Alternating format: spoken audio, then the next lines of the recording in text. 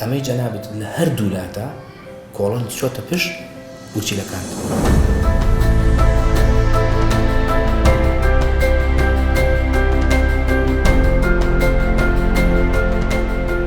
تۆکە سۆرەرەکان و بەحس و ئەشعان بۆ گرتی هەردوو لای گورچیلەت بەردیتە وایە؟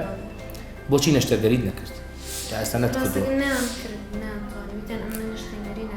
چۆ چوون بۆ مەسئلەی ئەم حاڵەتەی خاتون؟ کار دوێنەمە لە 2008 بردوومەتە وڵاتی هیندستان، پاشان بردوومەتە وڵاتی ئێران تاران دیارە، پاشان بەغدا بە ناوخۆی کەرکووکیش ناوخۆی هەرێمی کوردستانی دکتۆرم زۆر پێ کردووە، چ لە سلێمانی چ لە کەڕوو خۆمان سەردانی زۆر دکتۆرمان کردووە.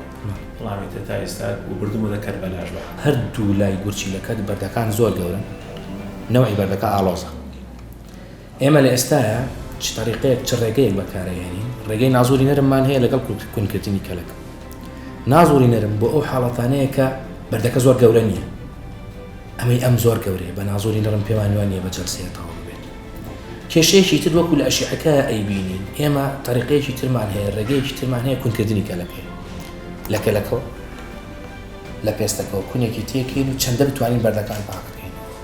کێشەکەی جەنابەت لێرە ئەوەیە لە هەندێک حاڵەت هەمانە هەندێک کەس کۆڵۆنی ئەچێتە پشت گورچیلەیە.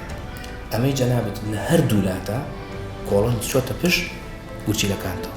ئەوەی کە ئێستا نەکراوە ئاڵۆزی و گەورەی بەردەکانە لەگەڵ ئەوەی کە کۆڵۆنی چۆتەوە پشت گورچیلەی کە ڕێگەرە لە بەردەمانە بتوانین بە ئاسانی ئیشەکە بکەین. ئینشاءڵڵا ئاسانە بێت.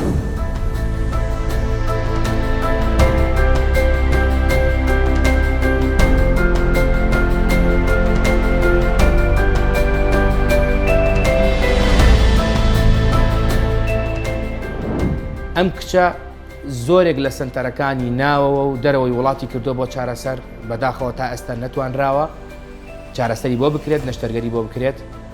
لە کۆتاییدا سەردانی ئێمە کرد پشتیوان بەخوای گەورە هەڵەستین بە ئەنجامدانی کاری نەشتەرگەری بۆی بە پێشکەوتترین ڕێگا کە خۆی بینێتەوە لە بەکارهێنانی نازووری ناوسک واتە لاپرۆسکۆپ بۆ دوورخستنەوەی کۆڵۆنی و ئەنجامدانی کونێک یاخود چەند کونێک لە کەلەکەی بۆ پاکردنەوەی گورچیلەکان. لەخوای گەورە داواکاری بێتە شیفای ئەم بەڕێزەمان.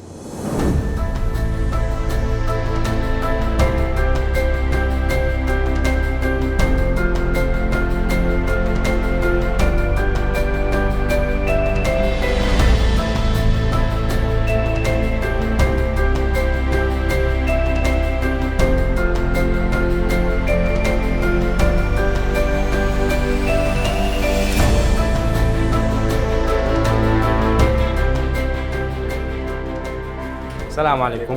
كيف حالك شلونك؟ أحوالتان؟ أخبارتان؟ والله سپاس شلونه؟ توانین بڵین ئێستا گورچیلەکانت تەواو پاک بۆ تۆ لەو بەردانەی کە تیایە بوو. سپاس بەخوا. پێشتریش باسمان کرد ئەو پلانی کە دامان نابوو ڕەنگ بوو بڵین زیاتری پێویست بووە، بە سپاس بەخوا بۆی کە کردمان ئێستا توانین بڵین هەرتوو گورچیلەکەی هیچ بەردیتیانەماوە. سپاس بەخوا. ئینشاءڵڵا باشە بێت.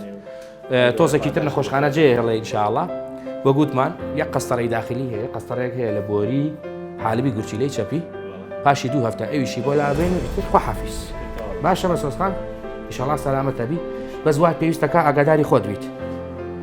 دوایی ڕێنماییەکانت هەمووی پێڵێن چی بکەین کە ئەگەری دروستبوونەوەی بەرد کەم بکەینەوە.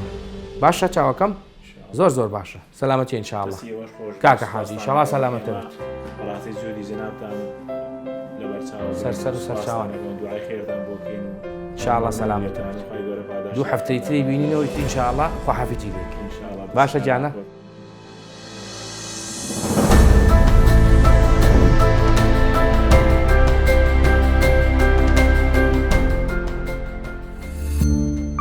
سمارت وەرچەرخانە.